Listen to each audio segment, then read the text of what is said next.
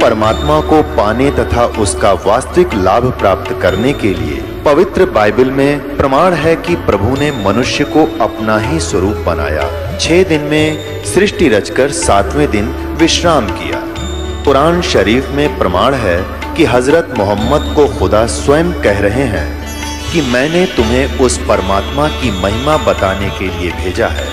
वो परमात्मा कबीर है जिसने 6 दिन में सृष्टि रची तथा 7वें दिन तख्त पर जा विराजा।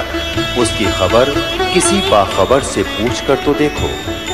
कृपया अवश्य सुनिए जगत गुरु तत्वदर्शी संत रामपाल जी महाराज के अमृत वचन।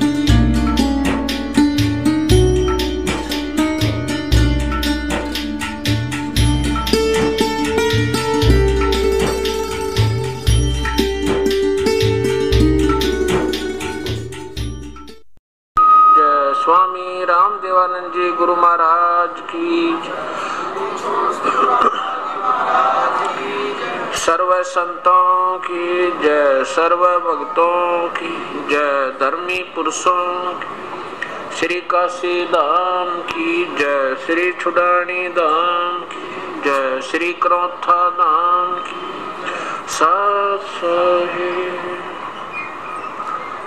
गरीब नमो नमो सतपुरुष को नमस्कार गुरु के नहीं। सुर नर मुनि जन साधुआ संतों सर्वसदे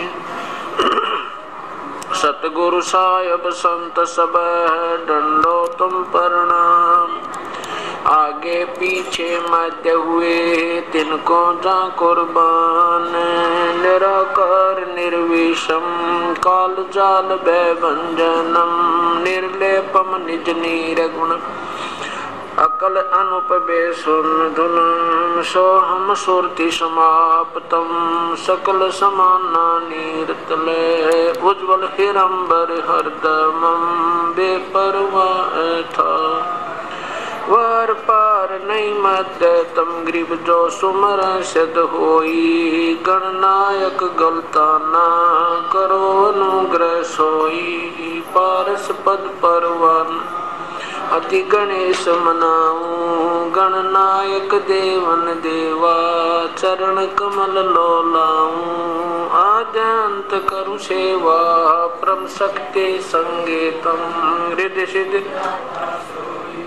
अवगत गुण यतीतम सतपुरुष निर्मोही। जगदम्बा जगदीशम मंगल रूप मुरारी तन मन अर्पो शेष भक्ति मुक्ति भंडारी। सुर नर मुनि जंध्या में ब्रह्मा विष्णु महेशा शेष शेष मुख गाँव वो जय आद्य गणेशा इंद्र कुबेर सरीखा वरुण धर्म राय जान। सुमरथ जी मन जी का मन इच्छा फल पावे।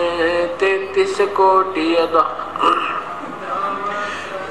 88 उतर भव जल पारा कट है इनकी फांसी। 33 कोटि अदारा ध्यान से 88 उतर भव जल पारा कट है यम की फांसी। सत्साही कर चोरों विनती करूं दरूं चरण पर शीश। गुरु राम देवानंद जी महाराज ने दिया नाम बख्शीश। कोटि कोटि सिजदा करूं कोटि कोटि प्रणाम।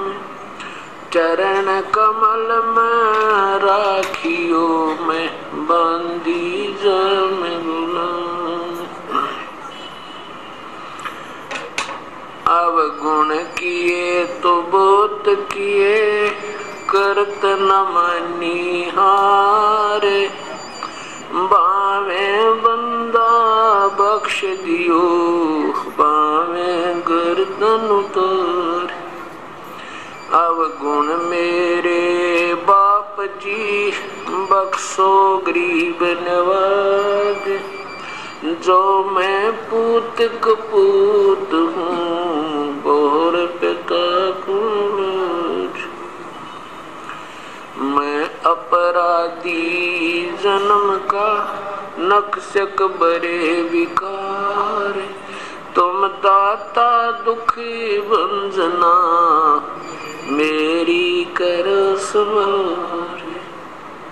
कुत्ता तेरे दरबार का मोतिया मेरा नाम, गले प्रेम की जेवड़ी जाके जो जाऊं। तो करो तो बावड़ू, दूर दूर करो तो जाऊं, जो राखो तो ही रहूं, जो देव सुख।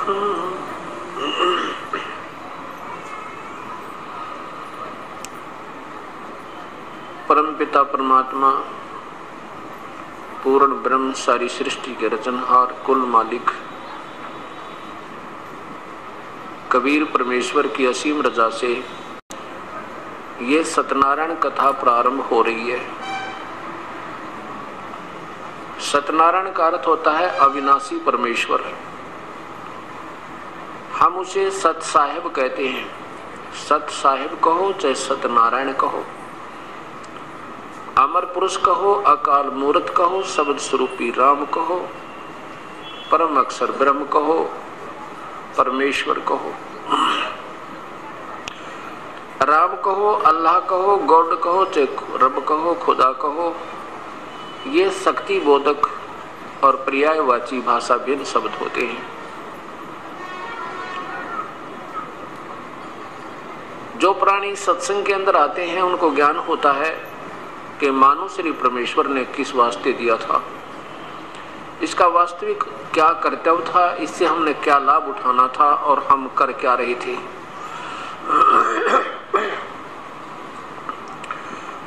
जब तक हम सत्संग नहीं सुनते हैं तो हम अपने दैनिक कार्य को जो समाज के अंदर रहकर कर रहे होते हैं उसी को सर्वस्व मानकर और उसमें तन मन धन से लगे हुए होते हैं। और जब हम सत्संग के अंदर आते हैं तो हमारी आत्मा को ये बोध होता है कि मैं कौन हूँ, कहाँ से आए थे, हमारा वास्तविक कर्तव्य क्या था और हम कर क्या रहे हैं। और सत्संग का मिलना ये बहुत ही पुण्य कर्मों के संयोग से हुआ करता है। तुलसीदास जी कहते हैं सकल पदार्थ हैं जग माही, पर कर्म ही न नर पावे नहीं। और जो पुण्यात्मा प्रभु की तड़फ में तलाश में लगी हुई हैं तो उन्होंने कोई न कोई अपना भक्ति मार्ग अपना भी रखा है। और जो भक्ति बिल्कुल नहीं कर रहे हैं वो अपने दैनिक क्रिया को जैसा भी उनको समाज से मालूम हुआ उसको करते हुए अपने जीवन को वही तक सीमित रखे हुए हैं। परमात्मा क्या बताते हैं, पूर्ण ब्रह्म वो स्वयं ही आते हैं अपने सतलोक से चलकर। सतलोक वो स्थान है जो कभी विनाश नहीं होता। वो सतलोक कहो, उसे सतधाम कहो, रथ धाम कहो, उसे अमर स्थान कहो, शाश्वतम स्थान कहो, सदा रहने वाला जिसका कभी विनाश नहीं होता। उस सतलोक से चल के वो पूर्ण ब्रह्म सतपुरुष स्वयं ही यहाँ काल के लोक में आते हैं। ये 21 ब्रह्मांड इस ज्योति निरंजन ब्रह्म अर्थात क्षर पुरुष के हैं। और यहाँ पर जितने प्राणी इस काल के साथ यहाँ 21 ब्रह्मांड में रह रहे हैं ये अपने मूल स्थान को भूल चुके हैं। अपना मूल स्थान ये नहीं है जिसमें हम रह रहे हैं। अपना मूल स्थान सतलोक है जहाँ से हम बिछुड़ कर आए हुए हैं। और जब तक हम वहां नहीं पहुंच लेंगे तब तक हमें कोई यहाँ का सुख हमें सुखी नहीं कर सकता। वो जानकारी हमें केवल परमेश्वर स्वयं आकर बता पाते हैं और कोई नहीं बता सकता। उस सतलोक के बारे में ना ब्रह्मा को मालूम, ना श्री विष्णु को मालूम, ना श्री शिव को मालूम, जो यहाँ के 3 लोक के अधीश्वर हैं, एक एक विभाग के मंत्री एक ब्रह्मांड के अंदर है।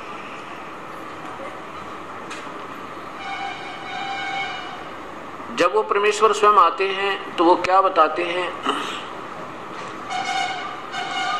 राम नाम रटते रहो जब तक घट में प्राण, कभू तो दीन दयाल के भनक पड़ेगी कानी।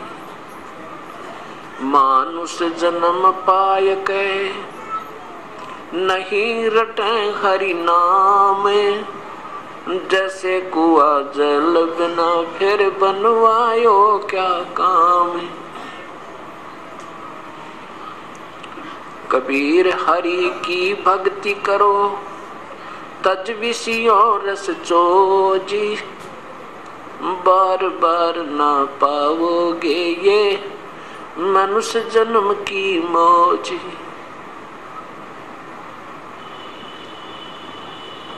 राम रटत कोडी भलो, चू चू पड़े जो चामे।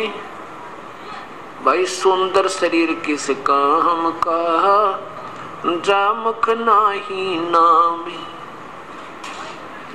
राम रटत कन्या भली, साकेट भला न पूती। जैसे बकरी के गल में गलथना, जिसमें दूध नहीं मूती। लूट सको तो लूटियो, राम नाम की लूटी। पीछे फिर पछताओगे, प्राण जाएंगे छूटी। राम रटत दारिद्र भला, टूटी घर की छान। वो सुंदर महल किस काम के छा, भक्ति नहीं भगवान।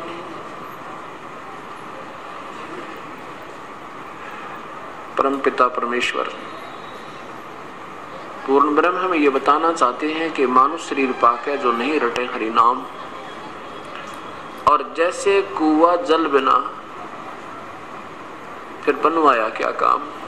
जैसे जिस कूप में जल ना हो उसका नाम भले ही कुआ है, पर गुण कुएं के नहीं इसमें। इसी प्रकार जो मानुष शरीर प्राप्त प्राणी प्रभु की विधिवत साधना नहीं कर रहे हैं, पूर्ण परमात्मा की शास्त्र अनुकूल साधना नहीं कर रहे हैं या बिल्कुल ही नहीं कर रहे हैं, उनके बारे में कहते हैं कि वो प्राणी मानुष शरीर में ऐसे हैं जैसे जल रहित कुआ होता है। मानो नाम अवश्य है पर मन गुण मनुष्य के नहीं है। मनुष्य का पहला गुण प्रथम कर्तव्य प्रभु की आराधना और सद्कर्म करना। इस चीज का ज्ञान हमें सत्संग माने से होता है, और सत्संग के अभाव से प्राणी ना जाने कितने वो कर्म कर देता है जो इसने नहीं करने चाहिए थे। वो अनजानपने में करता है, इसको ज्ञान नहीं होता। और सत्संग में आने से इसको ज्ञान होता है, जानकारी हो जाती है कि ये कर्म तू जो कर रहा है ये ठीक नहीं। तो परमात्मा हमें बता रहे हैं कि कबीर हरि की भक्ति करो तज विषयों रस चोच। भाई बार बार ना पाओगे ये मनुष्य जन्म की मौज। इस मानव शरीर में हम कितना सुंदर आहार करते हैं। जब मन चाहे दूध पी ले, मन चाहे जब इच्छा हो उसी समय रोटी खा लें, भूख लगे। गर्मी सर्दी से बचने के लिए हमने पतले और मोटे कपड़ों का भी प्रबंध कर दिया। प्राकृतिक आपदाओं से, आंधी से, तूफान से, वर्षा से, ओलों से, गड़ों से बचने के लिए भी हमने कोई छान डाल लिया, कोई मकान बना लिया, कोठी बना ली। और कोई तकलीफ हो जाती है शरीर में तो हम डॉक्टर से दिखा लेते हैं और राहत पा लेते हैं। और भी कोई मानसिक परेशानी होती है तो एक दूसरे को बता कर अपना दुख रो लेते हैं, हल्का कर लेते हैं। और इतनी सुविधा पाकर के हम प्रभु आराधना नहीं करते, प्रभु की भक्ति नहीं करते, तो परमात्मा हमारे से नाराज हो जाता है। और इतना नाराज हो जाता है कि फिर हम पशु बनते हैं और हमारी जुबान छीन लेता है, बोल नहीं सकते, हम बता नहीं सकते हमारे पेट में दर्द है, हम बता नहीं सकते हमारी टांग दुख है, हम नहीं बोल सकते हमें प्यास लगी है, नहीं बता पाओगे भूख लगी है। और ना जाने कहां कहां जंगल में सह परिवार घूमते रहेंगे, एक सेकंड में कोई हिंसक पशु आवेगा, हमारे सह परिवार का विनाश कर जाता है। ये कष्ट हमें क्यों आए? जब हम मानव शरीर में होते हैं उस समय हम प्रभु की भक्ति नहीं करते, करते हैं तो मनमुखी करते हैं, जो शास्त्र के विरुद्ध होती है। उन दोनों का ही परिणाम निष्फल होता है, व्यर्थ होता है, गलत होता है। परमात्मा बताते हैं कि जब तो मनुष्य शरीर नहीं रहेगा आपके पास, फिर क्या होगा? फिर पीछे तू पशुआ की जय दीजे बैल बना, और चार पैर जंगल में डोले तेरा तो नहीं पेट भरे। एक बार विचार करके देखो उस बैल के जीवन पे। पर हम मनुष्य शरीर पाके इतनी सुविधा हो जाती है कि हम सोचते भी नहीं कि कभी हमारे साथ ये पैर टूट जाएंगे, या हमारे पास हमारे ऊपर भी ऐसी समस्याएं पहले भी आई होंगी या आगे भी आ जाएंगी।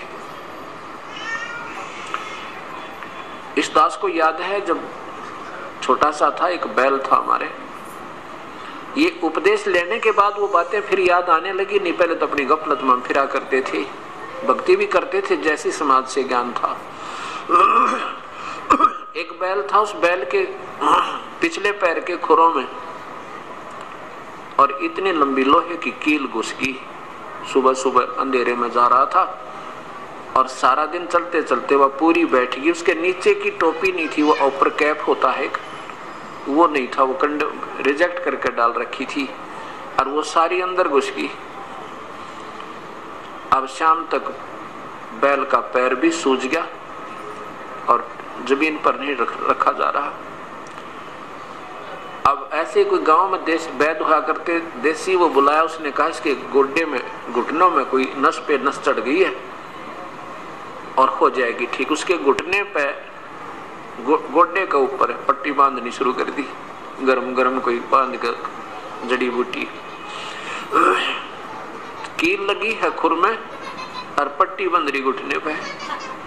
अब वो बोल नहीं सकता, वो बता नहीं सकता, बेचारा उठ नहीं सकता, पड़ा रहा 1 महीने तक। 1 महीने के पीछे उसकी अपने आप वो पक के और अपने आप उसमें रेसा निकला। जब घर वालों की दृष्टि पड़ी फिर उसको किसी बुला के उसमें से वो देखा, इतनी लंबी कील निकली। ओए वो बात अब याद आती है। ये परमात्मा जब ये मनुष्य शरीर में होगा, उस नादान प्राणी ने कभी सोचा भी नहीं होगा ये दुर्गति तेरी हो जाएगी। अब ना ये भी नहीं बता पा मेरे दर्द कहाँ है। इसलिए परमेश्वर हमें याद दिलाते नादान, ये 2 दिन के, इस 2 दिन के झूठे सुख ने पाकर तुम भूल गया उस भगवान को, फिर याद करो परम पिता को। कोई बात नहीं, कहते पीछे गई सो जाने दे, बाकी की बचाओ अपनी। अब जो पुण्यात्मा सत्संग में आते हैं, ऐसा नहीं कि वो भक्ति नहीं कर रहे, वो तो जरूर भक्ति कहीं न कहीं आड़ उन्होंने ले रखी है, तभी तो उनमें कसक है कि संत के दर्शन करने चलते हैं। संत आए हैं, नाम सुनते गदगद हो जाते हैं, क्योंकि भक्त आत्मा के अंदर एक विशेष कसक होती है परमात्मा की पाने की। और उनको ये भी मालूम होता है कि परमात्मा संत ही रूप में आ जाता है, आता है और फिर वही अपनी महिमा आप बताता है, और ना जाने कब और किस समय उसके दर्शन हो जा। इसलिए ये प्राणी, ये पैसी आत्मा उस परम पिता के दर्शनार्थ ये तड़पती रहती है। उसके लिए फिर अपना कहीं ना कहीं ये सत्संग में जाती है, फिर वहां जहां भी हम जाते हैं, क्योंकि पुण्यात्मा का एक स्वभाव होता है, ये जहां भी जाती है इसको सब अच्छे लगते हैं, क्योंकि वो स्वयं अच्छे हैं। अब जैसे कोई चोर हो और वो चला जाए, रास्ते में जा रहा है, कितनी देर होगी रात ने, और वो कहता किसी व्यक्ति जो अच्छी आत्मा का था, अभी मैंने रात में रुकना है तेरे यहाँ पर, तो वो पुण्य आत्मा जो जिसमें आप खोट नहीं था, जिसमें वो स्वयं चोर नहीं था, वो नेक आत्मा था, वो उसको एक नेक आत्मा समझता है और कहता आजा भाई रुक जाओ, कोई बात नहीं, आप ही का तो घर है, खाना खिलाता है और वही सुला देता है जहाँ वो आप सोया हुआ होता है, क्योंकि उसके मन में ये नहीं कि ये चोर है, क्योंकि वो स्वयं चोर नहीं। और वो चाहे भले ही रात्रि में कोई नुकसान भी कर जाए उसका, पर उस समय उसके मन में ये नहीं आता ये वास्तव में चोर होगा, क्योंकि वो स्वयं चोर नहीं। और चोर के घर पर जाकर चाहे कोई सा भी रुक जाओ, कितना नेक आत्मा डट जा रात ना, वो सारी रात चोर ना सोए, कहीं कुछ उठा ना ले जा रात ने, क्योंकि वो स्वयं कमजोरी उसके अंदर है। ऐसे जो पुण्यात्मा होती हैं उनमें आप दोष नहीं होता, इसलिए वो जो भी जहाँ जाते हैं, जिस भी स्थल पर जाते हैं, किसी संत के दर्शनार्थ जाते हैं, उनके वचन सुनते हैं तो उनको सभी संत बहुत अच्छे लगते हैं, सबके विचार अच्छे लगते हैं और सब प्रभु की का मार्ग ही बताते हैं।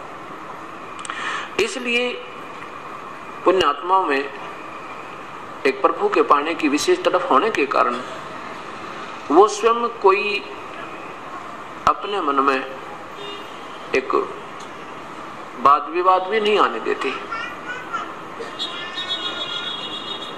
अब कहने का तात्पर्य दास का ये है कि हम कोई भी कार्य को करें तो उससे पहले हम उसके बारे में पूर्ण परिचित होना चाहिए। अब जैसे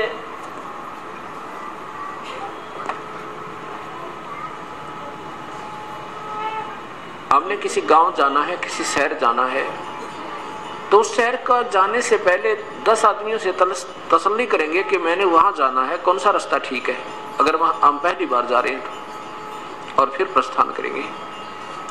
ऐसे कोई बच्चा कोई ट्रेनिंग करता है, कोई कोर्स के लिए तैयारी करता है, तो पहले उसको पूरा ज्ञान हो जाता है कि ये कितने दिन में, कितने महीने, कितने वर्ष का ये ट्रेनिंग कोर्स है और इससे फिर मुझे लाभ क्या होगा, मेरी कितनी तनख्वाह होगी। तो ऐसे फिर वो जब उसको पूर्ण ज्ञान हो जाता है, फिर वो तन मन धन लगा कर अपनी सिरदर्द की बाजी लगाकर उसको पूरा कर लेता है तो सफल हो जाता है। ये दास ने क्या देखा कि जैसे मैं भी पहले भक्ति करता था, लेकिन जो पहले हम भक्ति करते थे वो भक्ति हम ऐसी करते थे, ना कोई सिर था ना पैर था, लेकिन आत्मा में परमात्मा की तरफ ज्यादा थी। इस करके चाहे कोई मंदिर में जाना होता मंदिर में जाते थे, या किसी तीर्थ पर कोई संकेत कर देता कि वहां जाने से हमारे बहुत लाभ होते हैं, तब वहां भी पहुंच जाते थे। कोई भगवान श्री राम की पूजा बताता था तो उसकी पूजा भी हृदय से करते थे। श्री कृष्ण का जाप बताते थे, हरे राम हरे कृष्ण, वो भी जाप करते थे, अच्छे लगते थे। और ये दास हनुमान जी का पुजारी था। बचपन से ही, चौथी कक्षा से ही किसी दोस्त ने साथी से पूछा भी कैसे भक्ति करें भगवान की। उसने बता दिया कि मैं तो हनुमान जी का व्रत रखता हूँ मंगलवार का, और 7 बार हनुमान चालीसा करता हूँ। तो इस दास ने भी प्रारंभ कर दिया। मंगलवार का व्रत चौथी कक्षा से प्रारंभ किया था और सन 1988 तक करता रहा। गीता जी का पाठ नित्य किया करता था। जन्माष्टमी का व्रत, क्योंकि हिंदू समाज में जन्म होने के कारण वही शिवपुराण का पाठ, विष्णु पुराण का अध्ययन भी, और जैसे भी अपने धार्मिक शास्त्र में उपलब्ध थे उनको कहीं ना कहीं से पढ़ते रहते थे। इस उद्देश्य से उनमें लिखा होता था कि इस संवाद को जो पढ़ लेगा उसको ये लाभ होगा, इस संवाद को पढ़ लेगा उसको ये लाभ होगा। तो हमने तो लाभ चाहिए भक्ति का, इसलिए हम पढ़ते रहते थे। कहने का भाव ये है दास का कि जब तक हमने यही नहीं मालूम जो हम भक्ति कर रहे हैं इसका क्या लाभ है और इससे हमें हानि हो रही है या कुछ लाभ हो रहा है, तो हम उसको कर रहे हैं तो वो व्यर्थ बताई। एक धर्मदास नाम के एक बहुत बड़े धनी व्यक्ति थे। मध्य प्रदेश में एक बांधवगढ़ स्थान है, बांधवगढ़, वहां के वो रहने वाले थे और वो इतने रईस थे, आज से 550 वर्ष पुरानी बात है, इतने रईस थे कि बांधवगढ़ नरेश धर्मदास जी के पूर्वजों से यानी उनके पिता से वित्तीय सहायता लिया करते थे जब कोई प्राकृतिक आपत्ति आ जाती थी, जैसे कोई अकाल पड़ जाना या कोई फ्लड आ जाता था। इतना पैसा था उनके पास। भाव ये दास का कहने का कि इतना पैसा, इतना सुख सुविधा होने के उपरांत भी और प्रभु की तरफ जिस पुण्यात्मा में है तो उसके पुण्य कर्मों में कमी नहीं। वो प्यारी आत्मा ने गुरु भी बना रखे थे, श्री रूपदास जी, और उस गुरुदेव ने उस प्यारी आत्मा से बताया था, बेटा हरे राम हरे कृष्ण का जाप जप, ओम नमः शिवाय का भी जाप जप, हरि ओम का भी जाप जप, गीता जी का नित्य पाठ किया कर पुत्र तेरा कल्याण हो जाएगा। और फिर 68 तीर्थ कर ले पुत्र तो स्वर्ग प्राप्ति होगी, और चारों धाम जो कर लेता उसका तो महाकल्याण हो जाता है। अब हमने जैसे जिसने प्रभु की तलाश है, जो प्यासा है उसने पानी की तलाश है, तो उसको कोई किधर ही संकेत कर दे वो दौड़ा जाएगा, क्योंकि उसको प्यास है उसकी, और जब तक उसको प्राप्त नहीं हो लेगा तब तक वो घूमता ही रहेगा। तो उस प्यारी आत्मा ने अपने गुरुदेव के बताए अनुसार अपना सब क्रियाएं प्रारंभ कर दी। गुरुदेव के आदेश अनुसार जब वो तीर्थ भ्रमण पर निकला तो सबसे पहले मथुरा पहुंचा। मथुरा में जब पहुंचे तो वहां क्या किया कि एक मथुरा के तालाब में जहां भगवान श्री कृष्ण जी स्नान किया करते थे, कहते हैं उस पवित्र स्थल पर, उस तीर्थ पर स्नान किया और एक जल का लोटा भर के उसी पवित्र सरोवर से और बाहर अपना रख लिया। फिर साथ में कुछ मड प्लास्टर किया, मिट्टी का लिपाई की, गाय का गोबर मिला के कुछ अक्षेत्र को लीपा, फिर उसके ऊपर एक सफेद स्वच्छ चादर बिछाई, खूब साफ की हुई।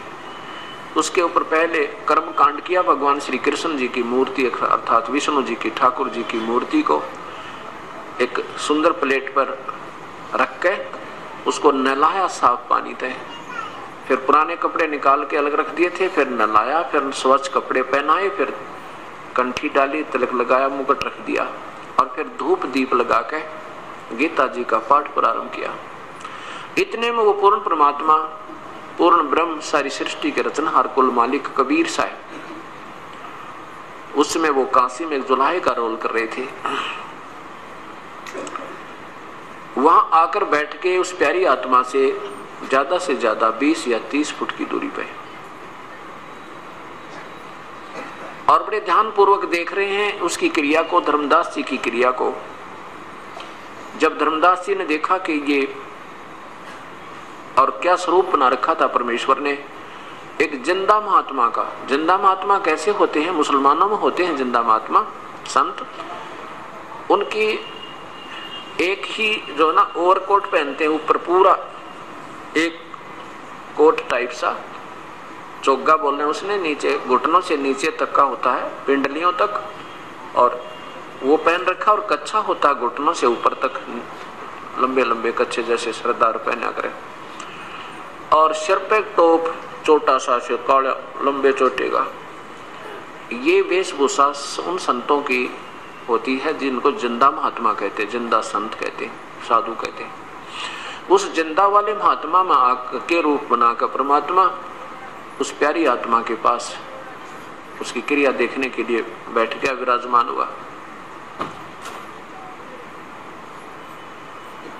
जब वो धर्मदास ने देखा कि ये मुसलमान हो गए और तेरी पूजा को देख रहा है, तो इससे लगता है कि अच्छी आत्मा है, हो सके तेरी बात को मान के ये सत भक्ति कर लेवे, और गीता जी जैसा शास्त्री पृथ्वी पर नहीं है, ऐसा वो समझाना चाहता है। इसलिए गीता जी के पाठ को ऊंचे ऊंचे सुर में पहले संस्कृत पढ़े, ऊर्ध्व मूलम अधः शाखम, और फिर उसकी हिंदी पढ़े, ऐसे पढ़े कि ये सामने वाला अट्रैक्ट हो जाए और ये लग जा सत भक्ति पे।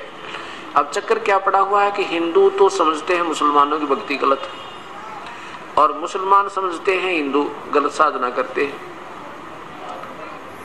और ईसाई समझते हैं कि हम श्रेष्ठ, ठीक हमारी साधना ठीक है, और सिख समझते हैं हम पूजा जो करें सर्वश्रेष्ठ है।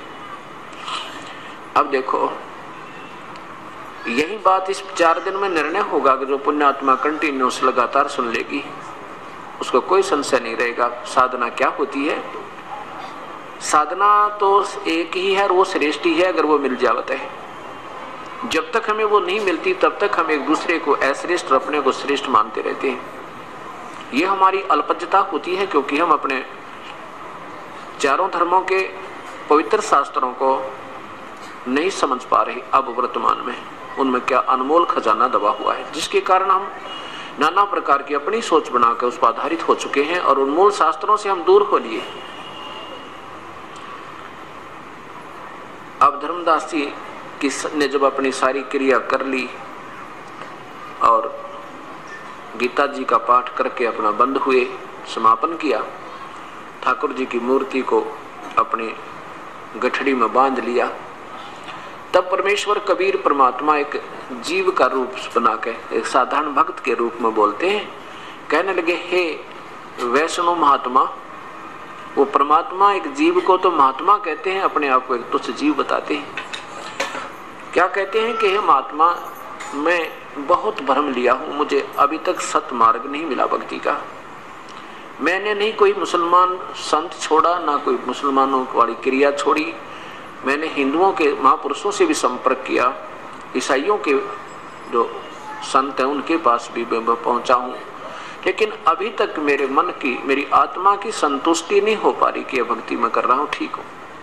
और आपकी जो भक्ति है मुझे बहुत अच्छी लग रही है, आपकी प्यारी प्यारी आवाज मेरे हृदय को खींच रही है। ऐसे कह के वो परमात्मा उस प्यारी आत्मा को अपने सतमार्ग का ज्ञान बताने की चेष्टा करते हैं। इन बातों को सुनकर धर्मदास बड़ा प्रसन्न हुआ कि एक मुसलमान होकर के और मेरी क्रिया को बड़ा अच्छी बता रहा है। तो बताने लगा, कहने लगा, जिंदा बैठ जा, तेरे भाग बड़े जो आप मुसलमान होकर के और मेरी बात को सहन कर लोगे, बताऊंगा उसको सुनोगे। तब उस प्यारी आत्मा परमात्मा ने कहा कि धर्मदास कहने लगा, भाई देखो महात्मा जी, हमने तो अपना जीवन कल्याण चाहिए। आज हम मुसलमान हैं, कल ना जाने हम किस जन्म में होंगे। आज हम हिंदू हैं, ना जाने कल किस मजहब में हमारा जन्म होगा। अगर आत्म कल्याण नहीं हुआ तो ये मजहब और ये हमारी जाति और ये शरीर सब व्यर्थ रह जाएंगे। मैं तो इस उद्देश्य से निकला हूं कि मेरा कल्याण हो, चाहे किसी भी साधना से हो जाए, मुझे तो प्रभु चाहिए। आज हम हिंदू हैं, कल पशु बन जाएंगे। आज हम मुसलमान हैं, कल हम पशु बन जाएंगे। आज हम ईसाई हैं तो कल ना जाने किस जूनी में चले जाएंगे। आज हम सिख हैं तो ना जाने कहाँ हमारा डेरा होगा, अगर भक्ति ठीक नहीं बनी तो। धर्मदास इस बात से बड़ा प्रभावित हुआ और कहने लगा, बैठ जा, मैं बताता हूँ आपको भक्ति। कहाँ जी बताइए। मैं ना गीता जी का पाठ करते नित्य हूँ, और गीता जी एक ऐसा पवित्र शास्त्र, इसके बराबर इसके तुल्य पृथ्वी पर शास्त्र नहीं है। और एकादशी का व्रत रखता हूं मैं। मेरे गुरुदेव ना 68 तीर्थ करने की सलाह दी है, मेरे को आदेश दिया है, और उनके आदेश अनुसार मैं इन 68 तीर्थों पर भ्रमण के लिए निकला हुआ हूँ। श्री राम कृष्ण का जाप जपता हूँ, ओम नमः शिवाय का जाप जपता हूँ, शिवलिंग की पूजा करता हूँ। और फिर क्या कहा कि हम कोई जीव हिंसा नहीं करते। जिंदा जीव हिंसा माने वो कहना चाहते थे कि तुम मांस खाते हो मुसलमान, और हम हिंदू मांस नहीं खाते। और जो मतलब कहा नहीं सीधा, पर डायरेक्ट उसका संकेत ही था।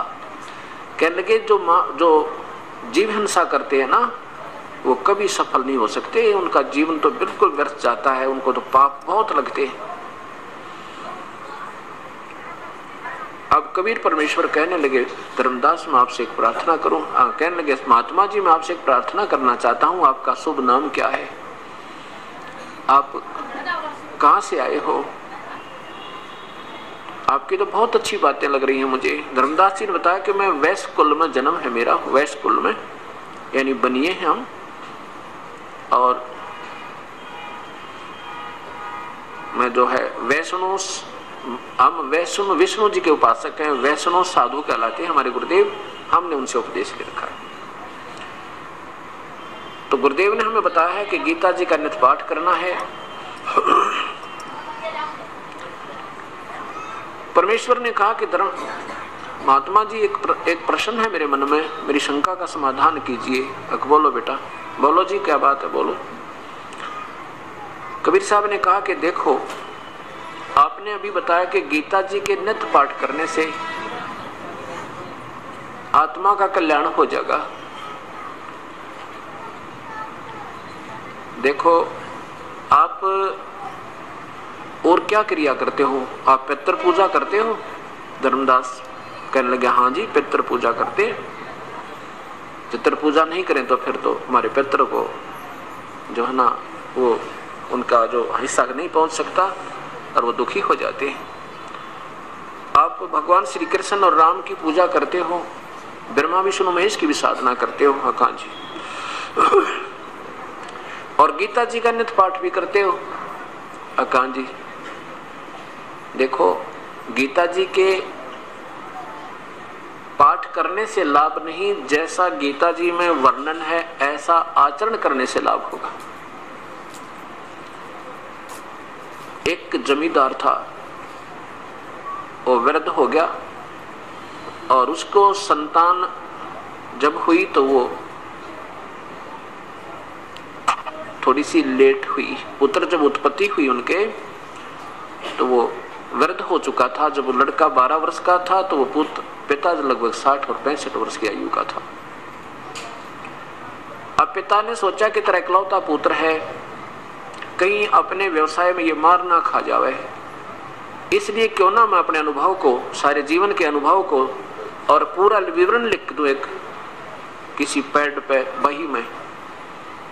उसने अपना पूरा एक्सपीरियंस हर क्रॉप का, हर फसल का, किस में बीजनी चाहिए, उसमें कितना, एक एकड़ में कितना बीज डलेगा, कितनी बार उसकी, किस समय में उसमें पानी डाला जाएगा, किस समय उसमें खाद डालनी है, फिर क्या स्थिति होगी, उसको कैसे संभालना है, ऐसी स्थिति हो जाए तो उसमें ऐसे खाद डालना है। तो सब कुछ लिख के और एक पूरी बही के अंदर यानी एक पैड में लिख दिया और कहा, पुत्र इस पैड को पढ़ना और इसके अनुसार बेटा खेती करना, तो अपना व्यवसाय करना, तो सफल रहेगा। अब एक बात बताओ धर्मदास जी, परमात्मा पूछ रहे हैं उस प्यारी आत्मा से कि अगर वो जमींदार का पुत्र उस लिखे हुए लेख को, पिताजी के द्वारा लिखे अनुभव को डेली पढ़े और ऐसा करेगा नहीं जैसा उसमें वर्णन है, तो क्या होगा? क्या वो धनी हो जाएगा? क्या उसका कल्याण होगा, उसको लाभ होगा? धर्मदास जी कहने लगे, नहीं जी बिल्कुल नहीं हो सकता, वो तो भूखा मरेगा। तो ठीक इसी प्रकार जैसा अपने पवित्र शास्त्र गीता जी में लिखा है ऐसा आप नहीं कर रहे हो, मैं नहीं कर रहा हूं, तो फिर क्या होगा? कल्याण होगा या हानि होगी? धर्मदास जी कहने लगे, जी तो हानि होगी, और गीता जी अनुसार हम नहीं करेंगे तो पूजा। तो गीता जी, आप बताओ गीता जी किसने बोला? पहले ये बताओ मुझे कि गीता जी किसने बोला? धर्मदास जी कहता है बेधड़के से कि भगवान श्री कृष्ण जी ने गीता बोला। परमात्मा कहने लगे, धर्मदास यही सबसे बड़ी भूल है, गीता श्री कृष्ण जी ने नहीं बोला, शरीर श्री कृष्ण जी का था, बोलने वाला काल था। और वो काल कौन है? ये ब्रह्मा विष्णु महेश का पिता है और दुर्गा या शेरा वाली इन तीनों की मां है। इस बात को सुनकर धर्मदास की तौड़ी चढ़ गई और कहने लगा, मुसलमान हो गया तू? कहने लगा, तू मुसलमान है ना, इसलिए हमारे देवताओं की तो बेइज्जती करना चाहता है। तुझे क्या मालूम गीता के बारे में? तू क्या जान सकता है गीता के बारे में? हमारे से ज्यादा क्या तुम जान जाओगे? कबीर साहब ने कहा, देखो स्वामी जी नाराज ना हो, मैं तो एक शंका का समाधान चाह रहा हूं आपसे, मैं तो आपका दास हूं, आप नाराज ना हो। आप एक बार गीता जी को उठा लो। गीता जी कोई किसी का व्यक्ति विशेष का शास्त्र नहीं है, और ये पवित्र शास्त्र उस समय लिखा गया था, ना तो कोई हिंदू था, ना मुसलमान, सिख, ना ईसाई। हम एक पिता की संतान हैं, हमारे पूर्वज एक थे। आपके नहीं किसी सर्कमस्टांसिस में किसी ऐसी मजबूरियों के कारण अलग हो गए हैं, लेकिन हम एक हैं, आज भी एक हैं। जब थोड़ी सी विवेक से सोचेंगे तो आज भी दो नहीं। लेकिन गीता जी में जो लिखा वो सोचो आप क्या लिखा है और किसने बोला है। धर्मदास चुप हो गया कि चल इसने कह लेने दे, जो ये कहेगा थोड़ी सी देर और सुन लेता हूं भाई। क्यों? धार्मिक आत्माओं में एक विशेष कसक होती है और ज्यादा वाद विवाद नहीं होता। बेशक दुखी हो रहा था उनकी बातों से, फिर सोचा कि देखते ही क्या बताएगा भाई। कृष्ण जी ने नहीं बोली तो और किसने बोली, क्या जाने इन बातों को। तो ऐसा वो सोचकर परमात्मा ने कहा, देखो गीता जी के ज्ञान की कब आवश्यकता पड़ी कि जब अर्जुन युद्ध करने से मना कर देता है। और युद्ध क्यों हो रहा था कि कौरव और पांडवों का आपस में भाई बंटवारा नहीं हो रहा था। एक भाई बंटवारा था, ये कोई धर्म युद्ध नहीं था। धर्म युद्ध तो वो होता जो सेनाओं पर लड़े, एक देश दूसरे पर बदमाशी करे तो उसके लिए सिरदर्द की बाजी लगाओ, तो वो धर्म युद्ध होता है। और ये तो एक भाइयों का आपस में बंटवारा था, ये नहीं हो रहा था लड़ाई होगी। और जब युद्ध दोनों का बंटवारा नहीं हो रहा था तो भगवान श्री कृष्ण 3 बार गए थे शांति दूत बनकर, और दोनों को समझा रहे थे भैया लड़ाई ठीक नहीं, युद्ध बहुत बुरी चीज होती है। दोनों को बैठकर खूब समझा के देखो ये सब पृथ्वी यही है, अरबों खरबों व्यक्ति इस पर कब्जा कर कर मर गए हैं। राजा चले गए इनको पर अपनी राज को अपना बना के, आज उनका नामो निशान नहीं है। रावण जैसे चले गए बकवाद करके, भाई ये युद्ध अच्छी बात नहीं है। लेकिन नहीं माने,